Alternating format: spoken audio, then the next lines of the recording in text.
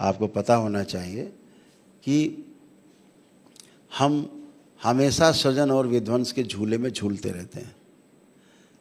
आपको शायद ये पता हो करके आपको और अच्छा लगे कि आप रोज़ मरते हैं और रोज़ पैदा होते हैं। ऐसा कोई दिन नहीं है जिस दिन आपकी मृत्यु नहीं होती। साधक को हमेशा ध्यान रखना चाहिए, जैसे मैंने कल भी कहा कि अपना शमशान अपने साथ लेके चलना चाहिए। हम कोई भी काम करें अपने शमशान को ध्यान में रख के करें कि वो मेरा आखिरी शरण वही है, शमशान जो सबसे पवित्र है। जब सब लोग साथ छोड़ देते हैं तो केवल शमशान ऐसा स्थान है जो आपको साथ देता है। घर वाले भी साथ छोड़ देते हैं, जल्दी निकालो बाहर, मिट्टी सड़ जाएगी, गल जाएगी, बदबू आएगी जल्दी। तो शमशान ही आपको, शिव का जो अखाड़ा है वही आपको रास्ता, जगह देता है, शरण देता है। तो रोज़ आपकी मृत्यु होती है, ये साधक को, हर साधक को ध्यान रखना चाहिए। रोज़ आपका नया जन्म होता है। जब आप बिस्तर पे सो जाते हो, ये आपकी छोटी मृत्यु है। रोज़ आपकी मृत्यु होती है। कहाँ रहते पता नहीं, सवेरा पता नहीं आँख खुलेगी कि नहीं, मृत्यु है। आँख खोलते हो फिर जन्म होता है। ये छोटी मृत्यु है और छोटा जन्म है जो प्रतिदिन होता है। इस मृत्यु को और इस जन्म को अगर आप याद रखेंगे, आपके जीवन में खुशियाँ जो हैं हिलोरे मारेंगी। आप प्रयोग करके देखो, रात में कोई एक विचार लाओ, सोते समय चिंतन करो एक चीज़ का। जैसे बाबा माँ हैं, दरबार हैं, भोलेनाथ हैं, किसी का भी आप चिंतन करें। आप किसी का चिंतन करें, बच्चे के बारे में अगर चिंतन कर रहे हैं तो किसी के बारे में आप देखना। कोई समस्या को चिंतन कर रहे हैं, नहीं आपको दृष्टा भाव है तो जो सांसारिक लोग हैं समस्या को सोचते सोचते सो जाते हैं, सोचते चलो सुबह तक ठीक हो जाएगा, नहीं होता। रात भर वो समस्या वाली फाइल खुली रहती है, चलती रहती है, और उसी से बीपी बढ़ गया, कुछ हो गया, मृत्यु हो जाती है। आदमी को पता ही नहीं हुआ क्या। बोले बड़े हंसी खुशी सोए थे, ऊपर से हंसते हुए अंदर से समस्या। तो जब सुबह उठते हैं आप, कभी करके देखिए आप, तो जब आप सुबह आपकी सबसे पहले आँख खुलेगी तो वही विचार आपको सबसे पहले आएगा जिसको आप रात्रि में विचार करते हुए सोए थे। सबसे पहला विचार वही आएगा। जैसे कहते हैं ना महापुरुष की, जो हम अंतिम इच्छा होती है हमारी मृत्यु के समय, उसके अनुसार ही हमारा अगला जन्म तय होता है। जैसी इच्छा होती है मरते समय, वैसे ही अगला जन्म तय होता है। तो जो कुत्ता बिल्ली तमाम पालते हैं, मरते समय कुत्ता बिल्ली का ख्याल आया, प्रेम आ गया तो फिर कुत्ता ही बिल्ली बनना है। ध्यान रखिए, इसमें कोई क्षमा नहीं है, सृष्टि नियम से चलती है।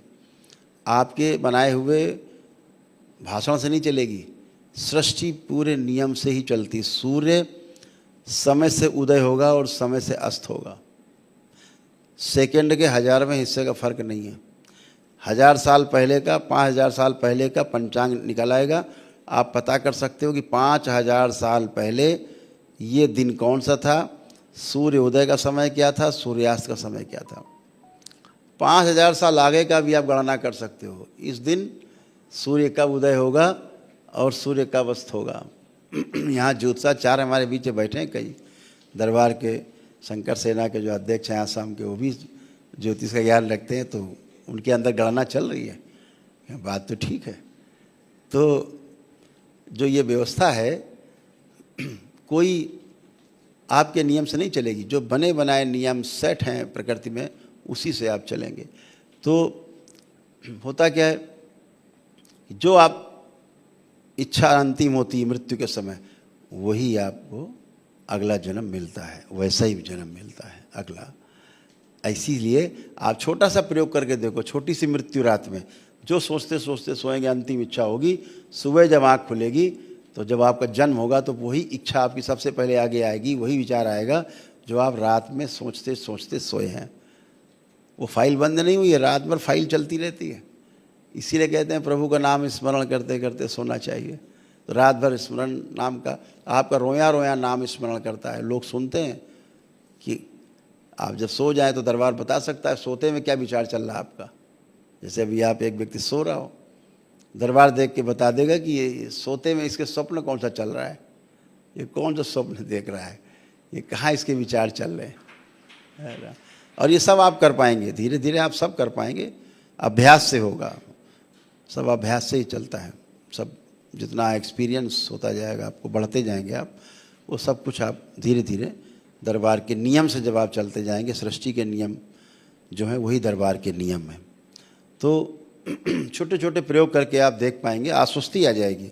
इसीलिए आपने कभी सुना होगा, तमाम लोग ऐसे यहाँ बैठे हैं पुराने लोग, कि दादा हमारे थे या नाना थे, उन्होंने पहले बता दिया था 6 महीने पहले कि भैया हमारा अब शरीर छूटेगा, या फलां ने बता दिया था 1 सप्ताह बाद हमारा शरीर छूट जाएगा, या फलां थे उन्होंने कहा था भैया अब आज खा पी लें, आज हम अब चल रहे हैं, हमारा शरीर छूटेगा, हंसते बोलते लेटे और शरीर छूट गया।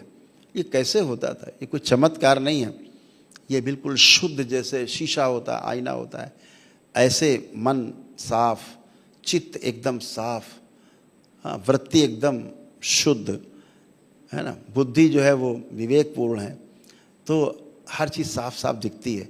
जैसे क्यों दिखता है कि 6 महीने पहले ही पता लग जाता शरीर छूट जाएगा, वो महामृत्यु है, वो चिर निद्रा है। ये निद्रा है जो रोज़ आप सोते हैं, वो चिर निद्रा है। तो क्या होता है, जैसे आप जान जाते हैं शाम हो गई, रात हो गई, हमसे वार्ता कर रहे हैं, तो खैर दरबार में तो सुस्ती नहीं आती, लेकिन वैसे आप कहीं भी आप बैठे हैं तो आपको सुस्ती आने लगेगी, लगेगा निद्रा आ रही है, फिर आप कहोगे हम चलने भाई, नींद आ रही है। आपको नींद आई नहीं है, लेकिन आपको पता लग गया कि निद्रा आ रही है, आने वाली। ऐसे ही जो महामृत्यु है, जो योगी होता है, जो ध्यान साधना में उसका बिल्कुल सब शुद्धिकरण रहता है, वो जान जाता है कि मेरा शरीर छूटने का समय आ गया। 6 महीने पहले जान जाता है, ठीक 6 महीने पहले क्लिक हो जाता है, अब शरीर छूटने का समय आ गया। तो महामृत्यु है, महानिद्रा है वो। तो जैसे रोज पता लगता है कि निद्रा आने वाली है, ऐसे ही मृत्यु आने वाली है, ये पूरा एहसास हो जाता है। तो तमाम इसमें अकाल मृत्यु भी होती है। दरबार उन अकाल मृत्यु को काटता है, हटाता है। बाबा के शिष्यों की, भक्तों की रक्षा करता है दरबार, आप सबको, आपके परिवार की रक्षा करता है। लेकिन जब वो समय पूरा होता है, वो कांटा एकदम फाइनल वाला, तो फिर हरिहर होता है और हंसते मुस्कुराते, गीत गाते हुए, उत्सव मनाते हुए शरीर छूटता है और फिर 84 लाख योनियों के जन्म मरण के बंधन से टूटता है। यही व्यवस्था है। तो छोटी छोटी चीज़ें आपको ध्यान रखनी है जो आपके काम आने वाली हैं, समझदारी का आपको विकसित करेंगी। और निश्चित रूप से आप लोग जिस पथ पर हैं वो बहुत आपका सधा हुआ पथ है। आपने एक ऐसे पथ को चुना है जिसके लिए आपका जन्म हुआ है। आप बहुत भाग्यशाली हैं, परम सौभाग्यशाली हैं कि आपको बाबा और माँ का प्यार मिला, दरबार मिला, जो आपको पग पग पर आपके साथ है, हमेशा साथ है।